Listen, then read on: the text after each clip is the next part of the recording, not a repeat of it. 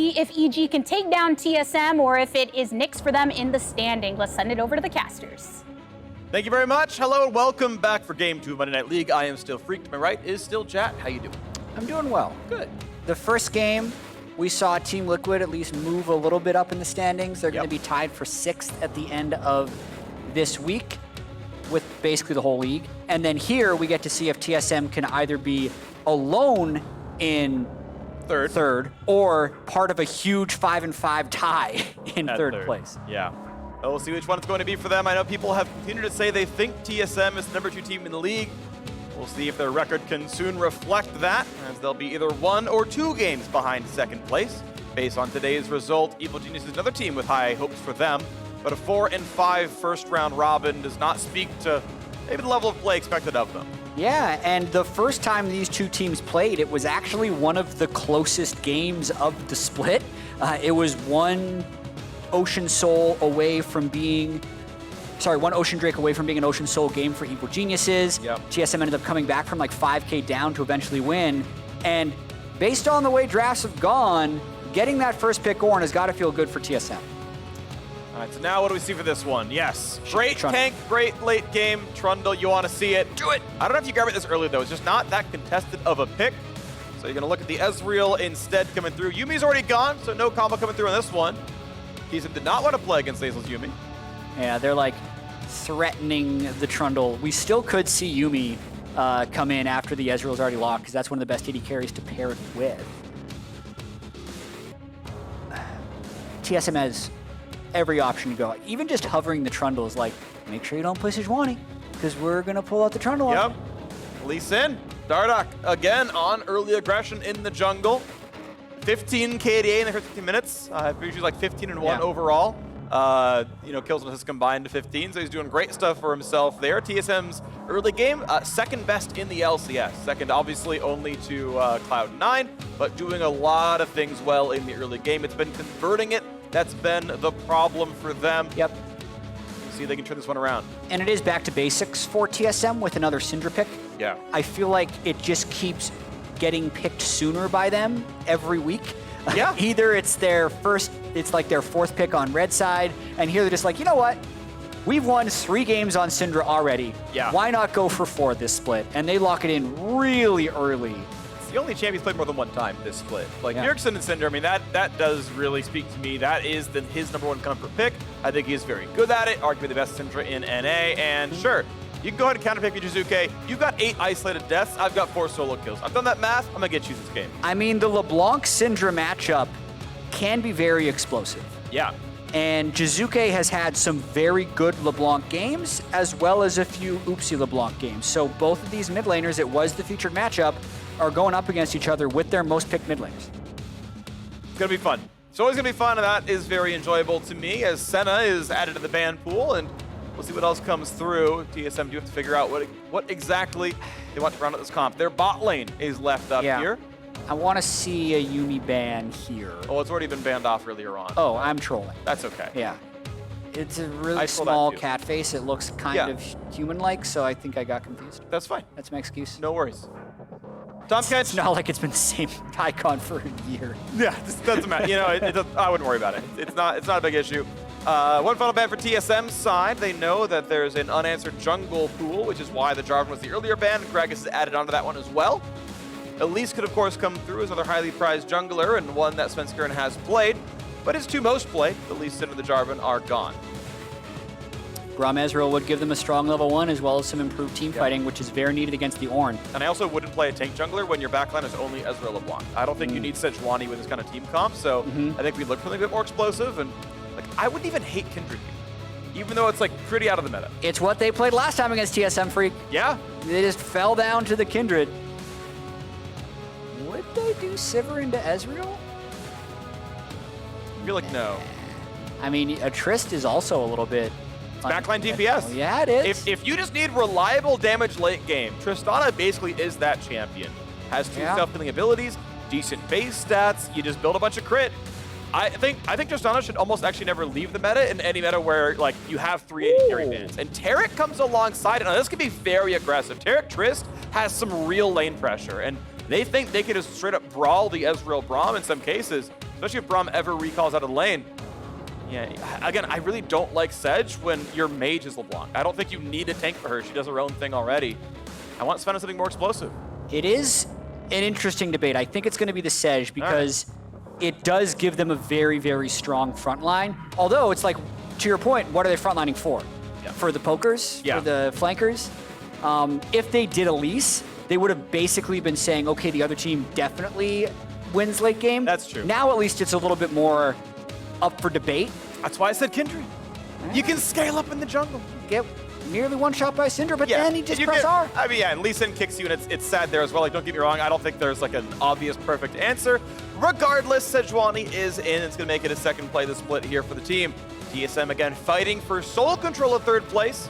Even Genesis of the win, tie for third with TSM and a bunch of other squads.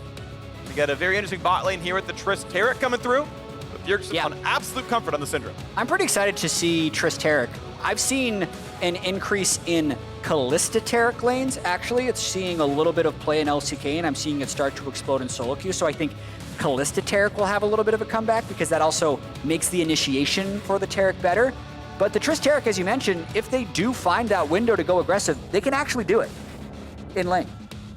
All right, I want to see it. I want to see it happen. I would like to see the aggression come through. I think there's definitely the chance to do so.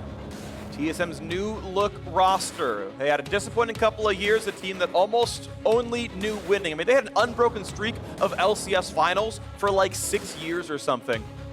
And then it was catastrophe after catastrophe, kept shaking up the roster. This time around, though, I think they have the players that can make it work. The Dardoch experiment was a huge question for a lot of people. Will he keep being toxic? Will he break another team down? Will he get benched yet again? So far, Dardoch has been an absolutely outstanding early game player. Yep. And TSM look like they're on an upward trend. I've been very impressed with Dardoch's early games, and also from the sounds of it, his attitude so far in this split. It looks like even though there have been time for potential struggles for TSM, it seems like they've been able to bounce back. They've gone through such a weird split already, Freak. They started 0-2. They then had back-to-back 2-0 weeks into another 0-2. Yeah. And now we're looking for another 2-0. In fact, both of these teams, EG and TSM, are looking to find 2-0 weeks. EG beating Liquid earlier this week, TSM beating 100 Thieves earlier this week. And it's a big step forward with how compacted the middle of the standings are. Yeah. It's very important to win this game. Really, really big deals. A ton of teams at 4 wins right now, and right now 4 puts you just outside of playoffs, or at least in a big tie for teams going, you know, between 6th and like 9th place. And yeah, we're only halfway in and no close to determining which teams are in or out aside from probably Cloud9 and CLG. Bjergsen is Syndra, yeah, 50 games, huge win record on it. Better than Froggen's victor record that we flashed up in the last game. I think Froggen was 2-12. Yeah. Bjergsen's 38-12. Yeah, it was. She's 13 now. I know this game is in the past, but I didn't get a chance to talk about it in that game, and there's not much happening in this early game. Froggen actually, aside from like before last year where he had a decent year on Golden Guardians, had an incredibly rough go in the NALCS. There was a time where Froggen actually had the lowest LCS win rate of any active LCS player. Yeah. Like, it was a tough first couple of years for Froggen. But this year has obviously been more hopeful for Dignitas as they are sitting at 5-5 and currently tied for third, depending on the results of this game. Yeah, in play position for Froggen and his team. TSM, of course, in the same spot right here, 5-4. Puts them temporarily, win percentage-wise, alone in third, but that's not always a fair way to say things. Even Geniuses, again, wanted to go 50-50 as well in their record. Early push to bot lane goes TSM's way, very much to expectation based on champions. Much easier for just to shove a wave down. I will say, as Dardoch tries to make an invade to spot people out. The rocket jump stun. They went in right away. They forced Bang's flash. The fact that they didn't see this coming and they lost flash speaks volumes to Bang not paying attention. Wow. That is so obvious. And also, neither of these lanes were really thinking about killing the other team based on summoner spells. Like, TSM could have taken heal 80 carry, ignite Biofrost, but instead they did heal Tarek, teleport 80 carry. And on the other side, you have, you know, a Guardian Braum with exhaust. So neither of those were like combat heavy lanes, but absolutely the level 2 power spike. That's not something where you want to be burning 2 summoner spells. So definitely a desync down bot, as you mentioned, from Bang and Zeyzal. Well, it happens. It's splashed down. We'll see if it gets punished, or with Ezreal now having Arcane Shift, it doesn't matter at all, and he cools it back down anyway. Regardless, though, it's a first wave pushed in, first couple levels pushed in for TSM, and we'll see what happens when the wave bounces afterwards as they finish pushing in the cannons. You can see on the top side, Kumo's got a big wave on his own side, putting in a lot of damage on the Broken Blade. He's sidestepped the true damage twice now. Here's round 2. And as we mentioned, he has Arcane Shift, so it's very easy to get away from this. Yeah, and Dardoch has told everyone where Svenskeren has been this entire early game, which is why Kobbe and Biofrost can so freely rocket jump into the turret like that. That would be an incredibly risky move if Dardoch hadn't invaded to spot out Svenskeren. But I will say that all of that vision Dardoch got on Svenskeren did not come with any counter jumping. So Sven has actually had what I'd call a successful first 3 minutes, 45 seconds against Lee, just because he's up 9 CS. Right, yeah, really good stuff. He's up 2 camps already, and an extra ward on top as well as they trade blows. Broken Blade a little bit low, but has that Doran's shield. Got that very early on, and feeling reasonably comfortable as this is 1 CS, but it'll be fine. He's going to hold the wave up without too much issue. Jiizuke and Bjergsen trading back and forth. Jiizuke with more CS, but more farm for Bjergsen to grab as he says, hey Sven, please shove the wave in for me. Done by some time. Dardoch going to join in pretty soon. You can almost make this play. As the Q is burned. Don't do it. He's going to try. Whoa, gets the shield and gets the flash out of Svenskeren. Nicely done by Dardoch. Yeah, the fact that Biofrost had actually roamed up is what really enabled that play. To take the Q in with the Taric stun meant that the timing of Svenskeren's flash had to be incredibly precise. If he flashed too early, then the Taric stun and Lee Sin would have followed to kill for sure. He had to flash in that split second after Lee Sin landed and before the Taric stun detonated. Really, really close to first blood there. Nice timings there. Good play. Turns out the Dardoch dive was nice, and that's a flash down on Svenskeren's side. So EG missing 2 flashes so far in the early game. And mostly on some pretty solid outplays from TSM as the bot is pushed in, and Kobbe not willing to freeze this. It's hard to freeze as Triss, don't get me wrong. Yeah. But if he wanted to hold the wave on his side, he could for about 1 wave. Decides, no. We're pretty much at BF sword money, 1230 gold in inventory. Hard shove the wave. It's a non-cannon wave. The next wave coming in is one with the cannon, so it's the ideal shove. You shove the wave before cannon, get 300 gold, you take the recall, BF sword comes in. And for as much as we've had some close calls in the early game, where Kobbe and Biofrost force bangs flash early, and Dardoch with the Biofrost roam nearly killed Svenskeren, EG has not broken at all. They have actually outfarmed TSM by a little bit in the early game. Mostly Svenskeren having that small gold lead. And also Kumo just like getting to be set up in the top lane against Doran has that slight early advantage. So nothing really of consequence has happened early on in this game, just a couple of close calls. And you see as the cannon wave is pushed in without much issue, thanks to BF Sword Tristana making wave clear effortless. Bang does have the TP to answer the TP that Kobbe had kind of pushed in. Not much of a surprise down there as they trade blows. Bang had to go for Sheen, though. Doesn't get to stack the tier defensively. Does need combat stats to battle the shoving. Really big damage. Broken Blade! The straight up solo kill! What? I don't think I've seen... We need that replay. An orange solo kill a set. Oh my. Like, I know that Ornn has some really good kill combos. Zeyzal previewed some of them during the pre-show, but that is not something that you expect to see. Shout out to Broken Blade on that Ornn in this game. Nicely done. Probably waited out the W cooldown from Kumo and said, okay, you can't put the shield back up. Let's go for round 2. Kumo didn't flash, Kumo didn't ult. Yeah. All right, here we go. It takes 2 to tango. You got to do a big outplay on Ornn, but you also shouldn't be getting solo killed on set here. Half. He's fine. Kumo's fine right now, right? Yeah, I mean, he had a fully stacked Conquer, so I was feeling pretty confident, but like Broken Blade has just enough mana for this combo. Gets a brittle, ignites, like procs the one, and then still has his W up, so it was just a CC chain. The Kumo actually needed the flash, but didn't realize it. Yeah, he's at half HP, and he's like, okay, yeah, I'll lose, you know, down to 10%, and then I'll shield, it'll be fine. But you're right, the CC chain was there. I mean, there's a reason Set gets first picked anytime he's up. Right. It's because you don't lose lane with the pick. Unless... Ornn is also very strong. So Ornn is very strong. Ornn was the first pick in this one. Yeah, I'm going to say this one was player difference. I'm going to say Broken Blade definitely outplayed Kumo. Yep, Broken Blade outplayed Kumo. Kumo needed a flash R1 as it turned out, and didn't do so. Right, keep in mind R1 makes you brittle, and then hitting the knockup triggers brittle for like the 12% max health damage. And then you're so close, the auto triggers brittle again, and well, that's enough damage already. Well done, good job, Broken Blade. And that is TSM feeling pretty comfortable. This hurts Dardoch, by the way. He had such good first blood stats, and now he's missing another one. There you go. A significant drop in his early game rating. Yeah. How dare you, Broken Blade? Let me get in there. You should have played Karthus. That would have helped, you know? Yeah, might have. I do want to see more Karthus, but I understand why teams need the kind of early game presence that sometimes Karthus doesn't provide. Nice little punch there. Kumo trying to fight back, but plenty of farm still there for Broken Blade as he smiths up. I think he actually interrupted there because he already had those components. He wants Ruby Crystal. There we go. Sunfire Cape is boop. On the way. On the way. Big wave stack, but it should be pretty simple for Broken Blade to clear this out.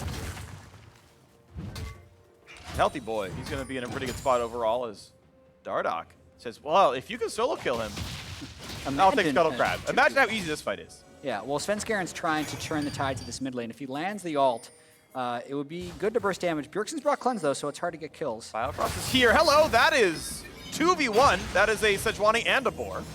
As Bristle walks back and Svenskeren makes a 360 with the W. Yeah, I mean, EG was a little bit earlier on this Rift Herald setup. They both roamed up their supports, but neither team willing to roam up their teleport on cooldown ADCs. So basically just staring each other down at Rift Herald and deciding that neither team is willing to start it, because that would probably mean the lost fight. You can see Bjergsen as well, holding the wave on his side of the map. Yeah. Right? You saw not using any spells, so Jiizuke comes in and throws out QE. That gets juked, but Jiizuke has to play very far out of his control ward. Now a push towards the top side as the stun comes in. A charge back for Broken Blade. A lot of damage, but a fairly safe Ornn up there. That might be the cadence that makes EG start this Rift, because they got Broken Blade low enough. Broken Blade actually just swapped to Clarity, used it really quick so he could fill his mana pool, and that means he can then push Kumo out. That's actually really cute. I didn't know you could take Clarity with Spellbook. Shows how much I use it. Yeah, that's definitely Clarity. I didn't even realize. Yeah, I saw it really quick up on the top left of the UI, because he was basically pushed out of lane because he had low mana and about 60% health. Then he just popped Clarity and EG couldn't take the Rift. Now they're swapping down to try this Infernal Drake. Neither top laner can TP, so all right, might see a fight here. Level 9 for both of them as everyone starts coming down. TSM not quite able to knock them, but that's a stun. That's damage. That is a Terra Gold that comes down just after damage comes across. Okay. Dardoch has to be respectful because Jiizuke, W, you can RQE, but people will think that skill shot. So Dardoch is safe. Jiizuke has to flash because couldn't jump again. Finds a root, but only partially as Broken Blade walks it back. Well, Broken Blade just got his teleport, so he came down immediately. So Kumo's actually getting free time. This is a lot of wasted map pressure by TSM. The fact that they couldn't get the Infernal despite burning the TP, this sets them actually really far behind if EG can capitalize, having that full TP advantage after Broken Blade gets nothing done with that TP. 3 plates. Solid wave gets all the waves. Yeah, that's 3 plates of gold directly earned by Kumo. So that's 360 right there. And 2 full waves of minions not earned by Broken Blade. That is a 500 gold swing for a TP that did not turn into anything. That is very large. It literally makes up the first blood difference. You can see a gold lead overall. I mean, that's also kind of the other 20 CS that Kumo's gotten over him, or the other 13 CS he's gotten over him, but that's pretty good champion, Jat. I mean, imagine if he didn't get solo kill. He'd be crushing. That's true. Broken Blade tried to make the team play there, but a little bit of desync, so still waiting for this game to break open.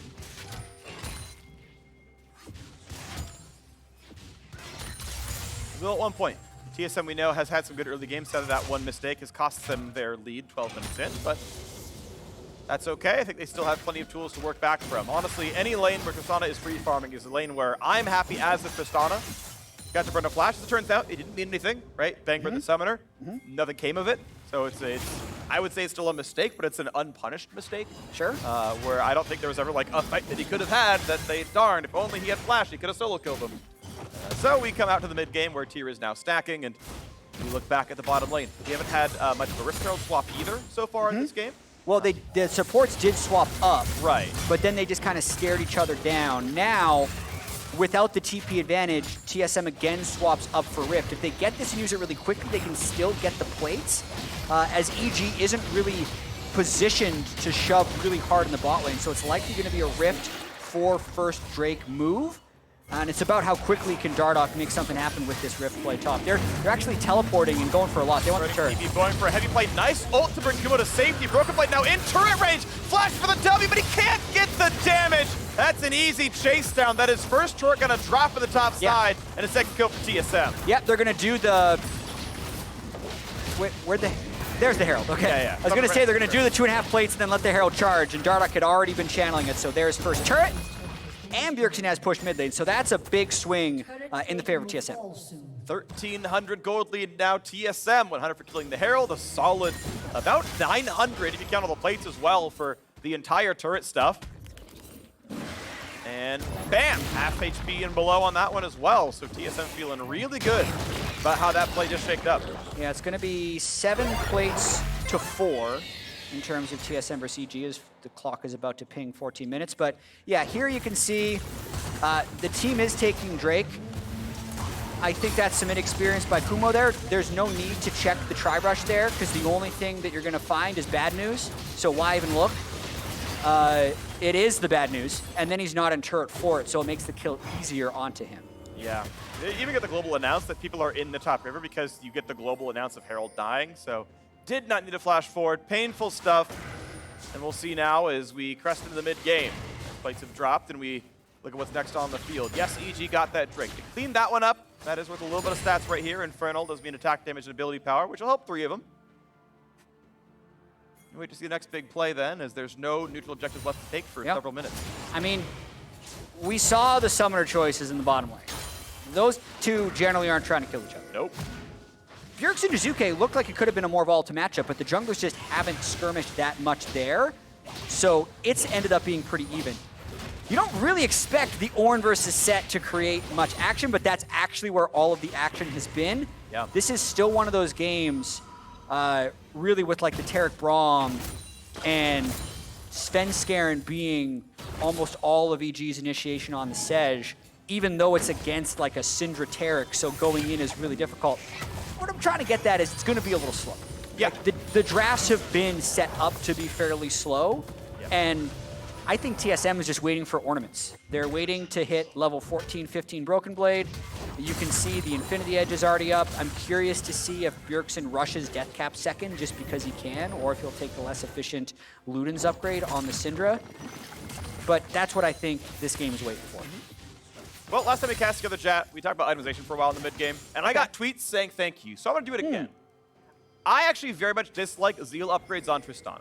This might be a dive bomb. We're going to wait then, because Jiizuke gets nearly solo killed by Kobbe, and in fact, with a little bit of shielding from Tarek, does indeed take that fight over. So Svenskeren, though, over the wall wants to find Dardoch, but he wards hops to safety and is completely safe. TSM 3-0 in kills, and Kobbe still pushing the bot lane. There's the tempo push. If they're able to get side lane kills on Jiizuke the instant he swaps out of mid, that can accelerate things. It's hard to push in without minions, though. Really want to finish that turret. Yeah, a couple of shots in. Pretty good shielding. Lee Sin and Tarek can combine for some of that, and that's going to feel really comfortable now. TSM looking really good here. I'm actually kind of curious to see how Kobbe did that. It's probably because Jiizuke felt trapped with the flank coming in behind him. As TSM finishes this turret as well to extend their lead. Looking good. Then we'll get to Tristana's Zeal items after this replay. Yeah, well, she's going to buy a Zeal here on the reset. Yeah, well, we'll talk about it.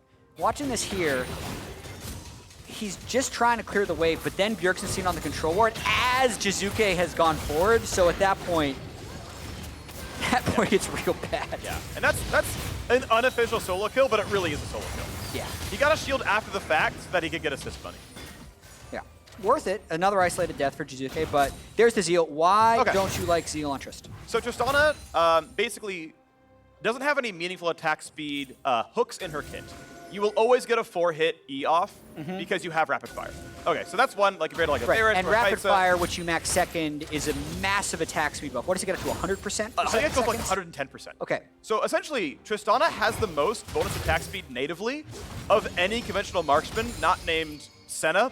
That's an asterisk. We'll talk about that way later on when Senna's in a game. But Tristana has the least need for attack speed of any AD carry, I think literally in League of Legends. Yeah, so you want Essence Reaver so you can get your Q up more Right. and also have more damage. Yeah, and even something like Storm Razor or whatever, but essentially your value per attack speed, your DPS increase per attack speed is very low compared to other champions.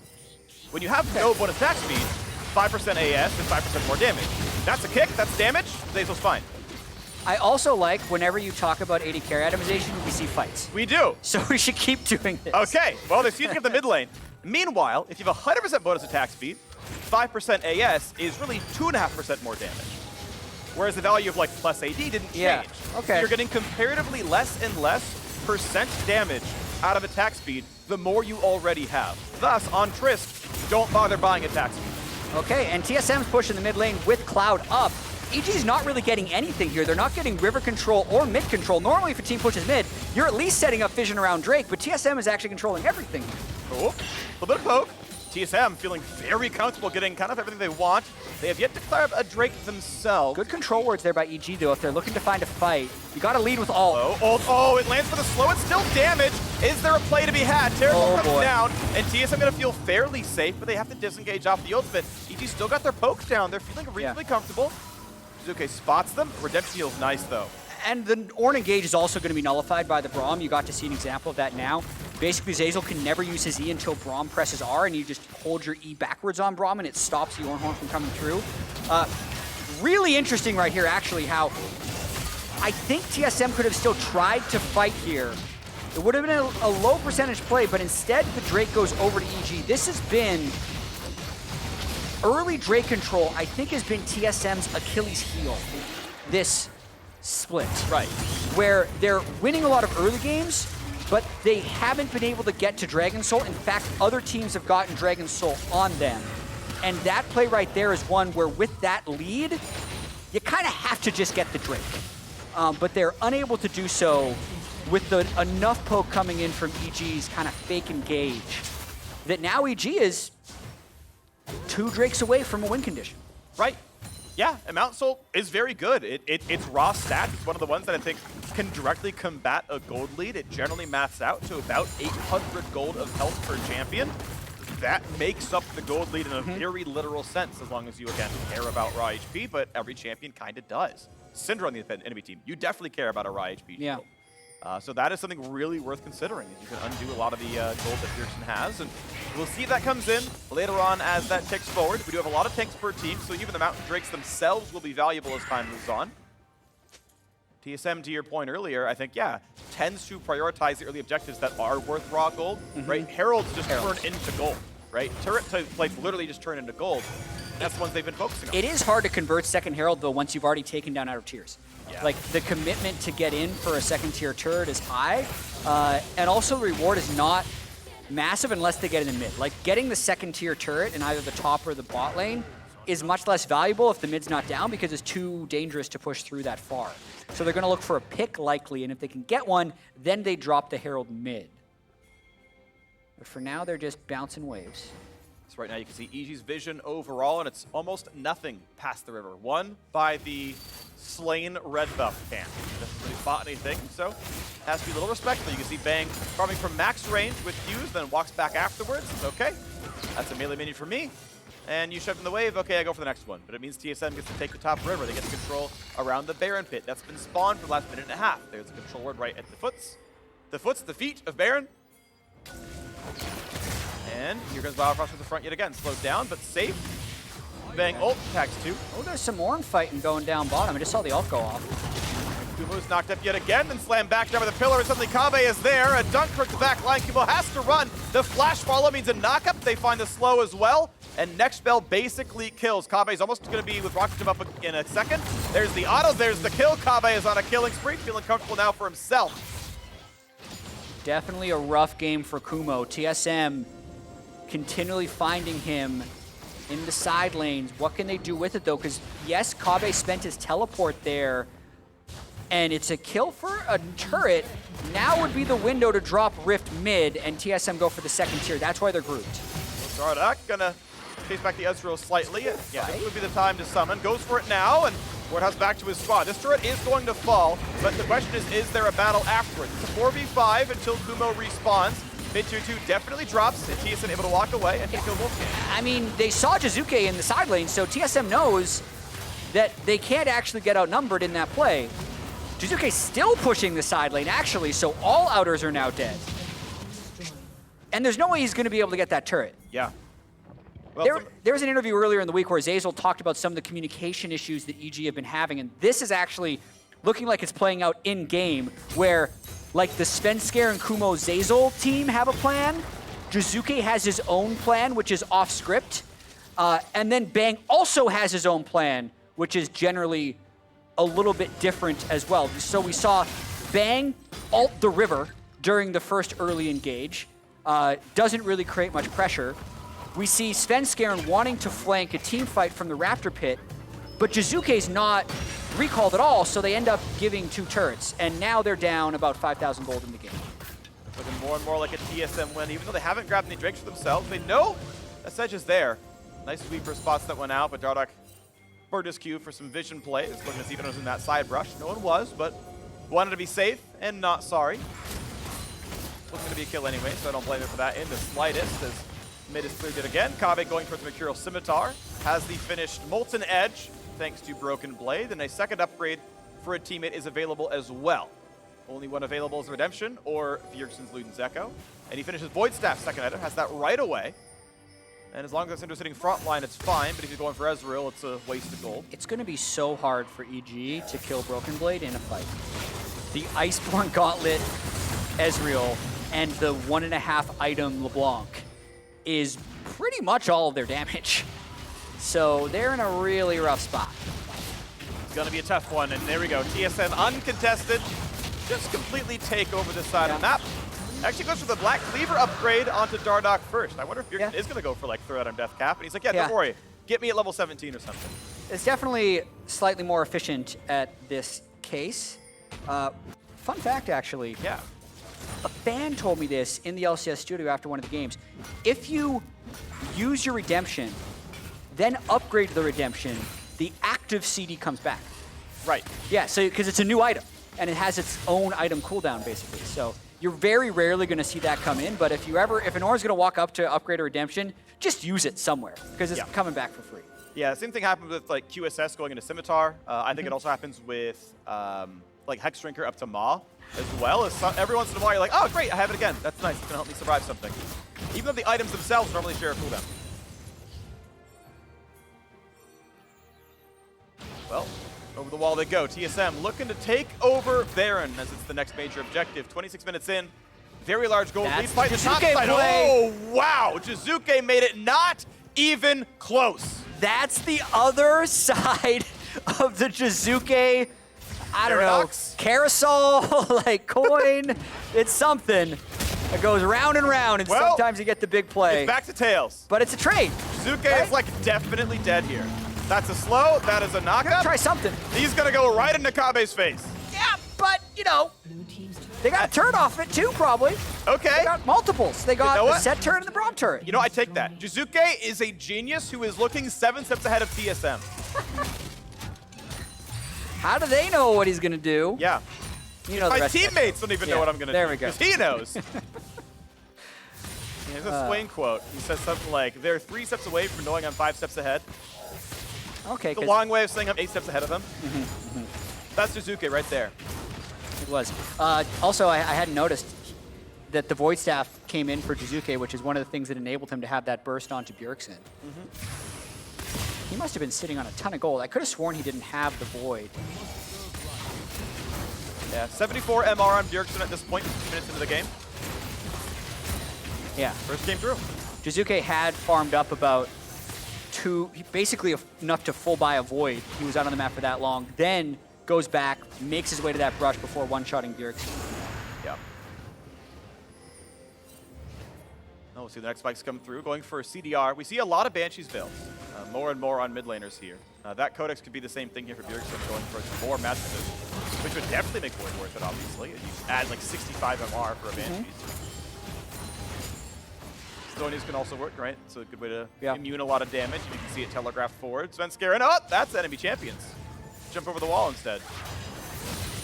Despite losing that one kill, lose a couple turrets, TSM still feel comfortable. 3,500 gold lead. A little bit of poke from Bang, and yeah, actually, I mean, nice shot. Look at the sides. EG is playing 1-3-1 pretty well, and it's difficult for TSM to start a fight. Like, the Ornn ultimate gets immediately blocked by the Braum, and then there's an Ezreal set sitting there. So, like, the fact that TSM hasn't responded to these side lanes, they don't have a plan.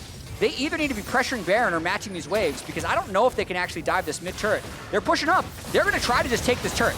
Big stun, but no one's there to answer on a comment. The ult does nothing. They kick back beautifully on the 2, and there's Kumo flashing in for a pull, but it gets nothing. Dardoch ward hops away. The turret is at 12%. Top tier 2 will die to minions. Jiizuke actually stops the recall, says, let's knock that turret down.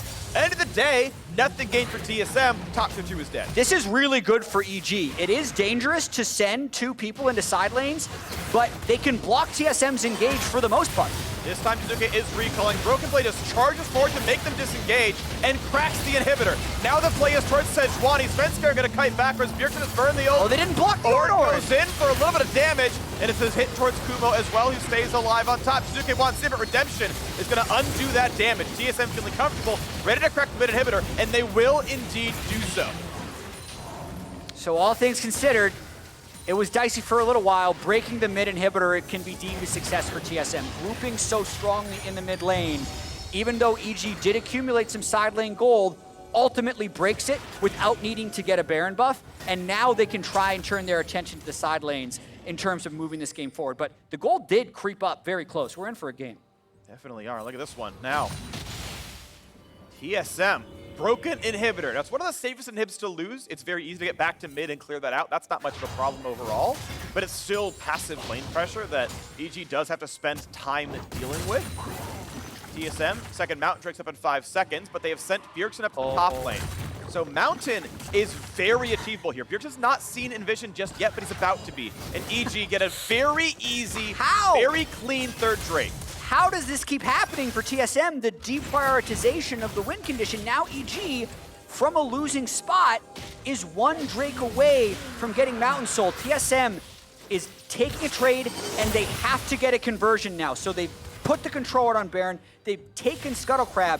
They kind of need to get a fight or a lot of Baron pressure out of this. Otherwise, EG's 1 step closer to winning. Whoop, that's a cute landing. You know, Jad, I love reading chat during the games, and they're fighting a little bit.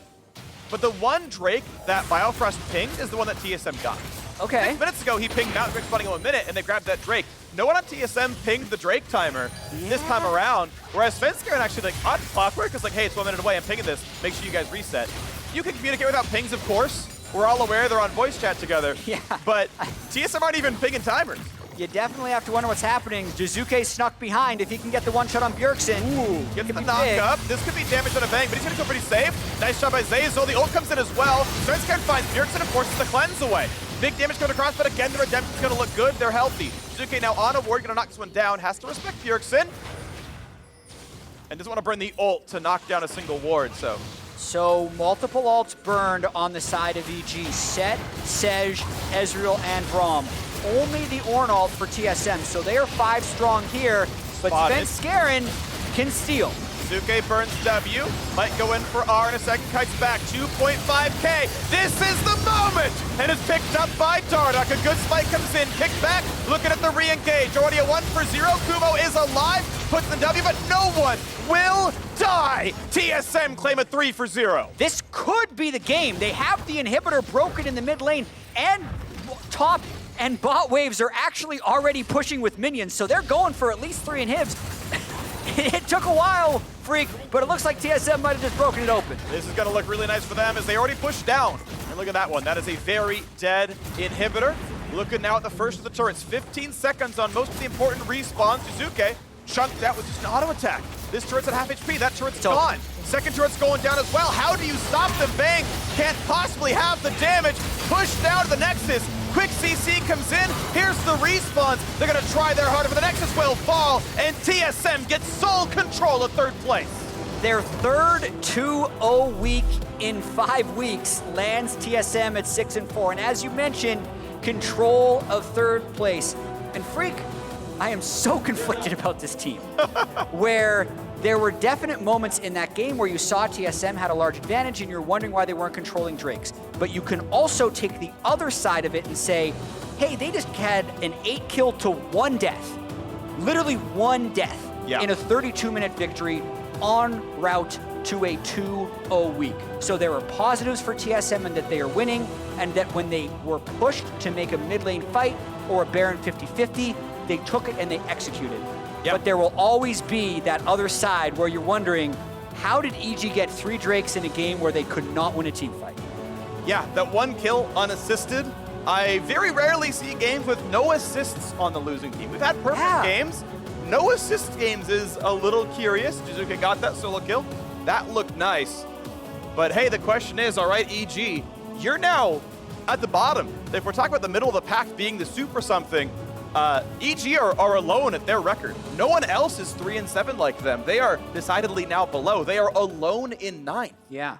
8 games to play. They've got to make up that track record. Yeah, I think it's definitely interesting in the way that the entire LCS feels so close. Yeah. And we got 4 weeks left. This was the last game of week 5, and TSM is starting to put it together, but it's just going to be interesting to watch all of their games. We are slowly stratifying, right? The obvious first, the obvious 10th. You've now got 2nd and 3rd breaking apart and a 9th breaking apart, right? And it might stratify a little bit more from here. So will be fun to watch in the further weeks. But now after the break, we have an interview with Pastry Chime and Broken Blade. Then